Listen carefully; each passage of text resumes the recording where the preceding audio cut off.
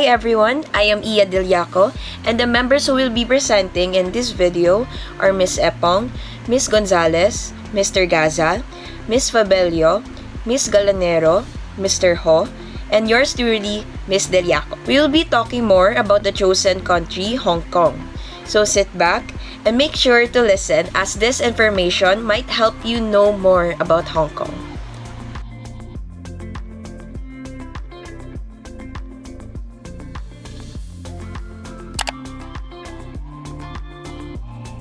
Hong Kong is a dynamic city with unique geography. It consists of Hong Kong Island, the Kowloon Peninsula, the New Territories, and numerous outlying islands. Hong Kong Island is the core urban area located on the southern side of Victoria Harbour and a vibrant business district. The island is hilly, with Victoria Peak being the highest point, offering panoramic views of the city. The northern part of Hong Kong Island features residential areas, popular shopping districts, and cultural attractions. Across Victoria Harbour lies the Kowloon Peninsula, connected to Hong Kong Island by various tunnels and bridges. Kowloon is known for its lively streets, shopping malls, and diverse neighborhoods. Tsim Tai Tsui, located at the southern tip of the peninsula, is a popular tourist destination with its iconic waterfront promenade, luxury hotels, and vibrant nightlife. The northern part of Kowloon features residential areas, cultural landmarks such as the Wong Tai Sin Temple, and large public parks. Beyond Kowloon, the New Territories span a larger area and are a mix of urban and rural landscapes.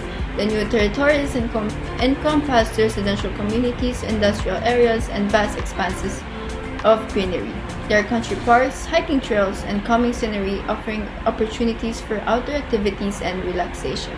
The New Territories also include border areas with mainland China, facilitating cross-border trade and transportation. Hong Kong's geography is further enriched by its outlying islands. Its islands such as Lantau Island, Chung Chau, and Lama Island provide tranquil retreats from the bustling city life. Lantau Island is notable for its tourist attraction like Hong Kong Disneyland and Tiantan Buddha. Chung Chau and Lama Island are known for their fishing villages, pristine beaches, and seafood restaurants. In summary, Hong Kong's geography encompasses a mix of urban centers, natural landscapes, harbors, and islands. A distinct blend of towering skyscrapers, mountainous terrain, and visually attractive coastline contributes to its vibrant and diverse character.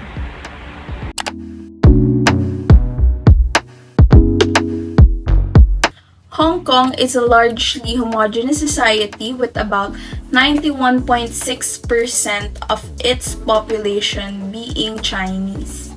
The 2001 population census found that there were 619,568 non-Chinese people in Hong Kong, or about 6.4% of the population.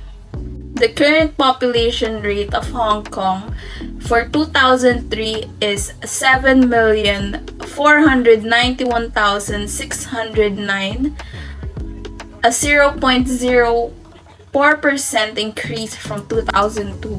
The population of Hong Kong in 2002 was 7,488,865.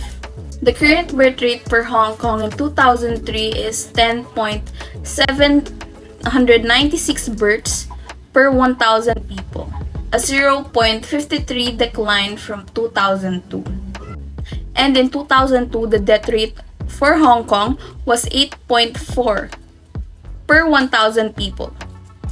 The current life expectancy for Hong Kong in 2003 is 85.29 years, a 0.16 increase from 2002. The life expectancy for Hong Kong in 2002 was 85.16 years. The current net migration rate for Hong Kong in 2003 is 3.147 per 1,000 population, a 5.1% decline from 2002. The net migration for Hong Kong in 2002 was 3.316.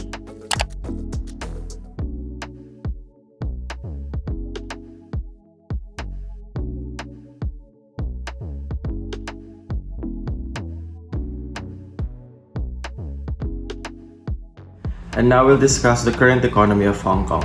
Let's dive in. Hong Kong is a special administrative region of China known for its highly developed free market economy and international financial center. In 2021, Hong Kong's GDP reached 2.7 trillion Hong Kong dollars with a projected growth rate of 5.5%. The major economic sectors driving Hong Kong's economy are financial services, trade and logistics, and tourism and hospitality. Hong Kong serves as a global financial hub and international trading center, attracting millions of tourists annually. Now let's discuss recent challenges and measures taken by Hong Kong. The COVID-19 pandemic posed significant challenges, including travel restrictions, reduced consumer spending, and disruptions in global supply chains.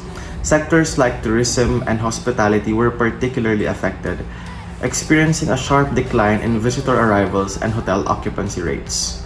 To support the economy, the Hong Kong government implemented stimulus measures, providing financial aid, subsidies for employment, and relief measures for businesses and individuals. Infrastructure investment projects were also initiated to enhance connectivity and boost economic growth. Despite ongoing challenges, the government's proactive response and efforts are crucial for ensuring a resilient and thriving economy in Hong Kong. And that wraps up our overview of the current economy of Hong Kong. Thank you for your attention.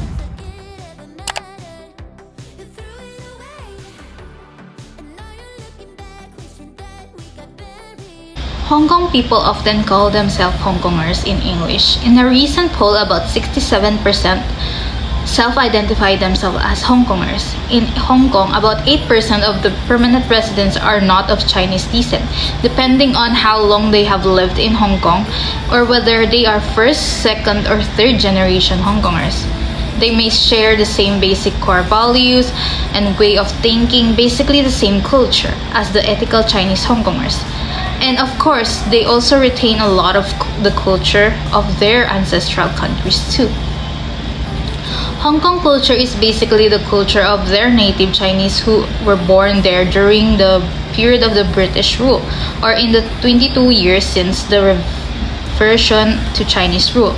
Under British rule, through foreign media influence and their everyday contact with foreigners, both in Hong Kong and abroad, because many traveled for business work and education during the last century and a half. Their distinctive Western Eastern fused culture has emerged. Their culture is a fuse of the culture of China, Britain, and other Western countries. Local Hong Kongers are proud of their region and their accomplishments, and they want to preserve their culture. Understanding their culture involves understanding their history and present circumstance, and becoming familiar with their language, custom, ideals, ethics, diet, and business practice. Their culture is a fuse of East and West. It is a unique culture and the world's most successful culture in several ways. Through their hard work and with their form of government and culture ideals, the Hong Kong people prospered to become the wealthiest cities in the world and one of the world's top cities for business and finance. And this success serves to reinforce this core value and gives Hong Kong a sense of personal and civic pride in their region and culture. They also have become materialist and high fashion and wealthy conscious.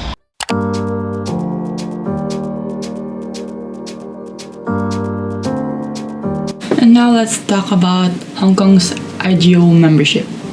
Hong Kong, a global city and a major international financial hub, actively participates in international forums and organizations through its IGO membership.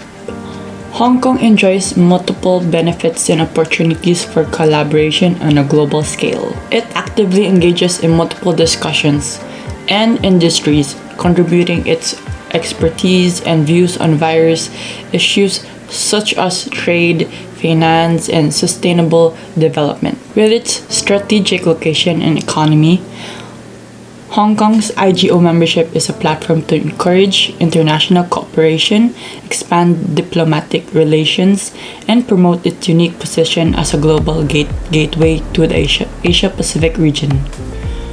Through active participation in IGOs, Hong Kong continues to strengthen its international presence and contribute to global community. Thank you.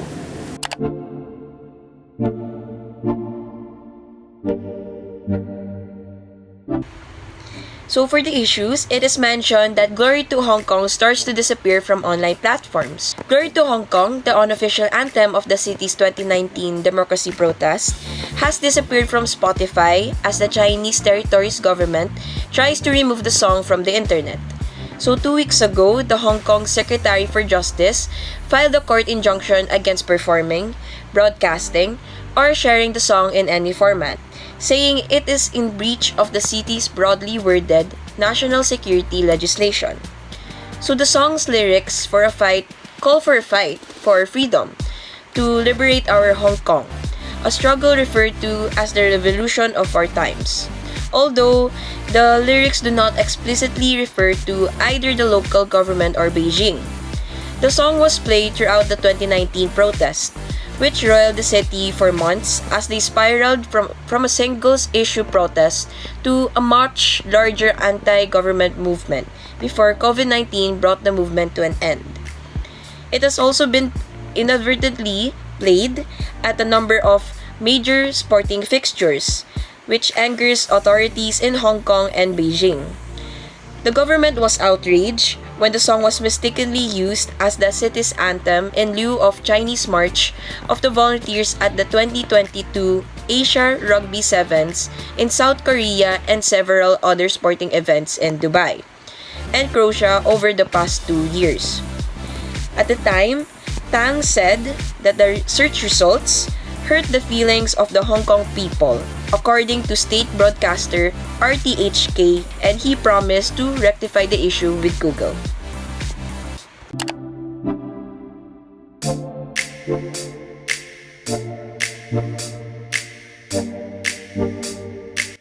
This next issue talks about the freedom of Hong Kong. This issue started way back in 1997 when the British government handed Hong Kong to China, after which China promised to grant the province significant political autonomy for the next 50 years.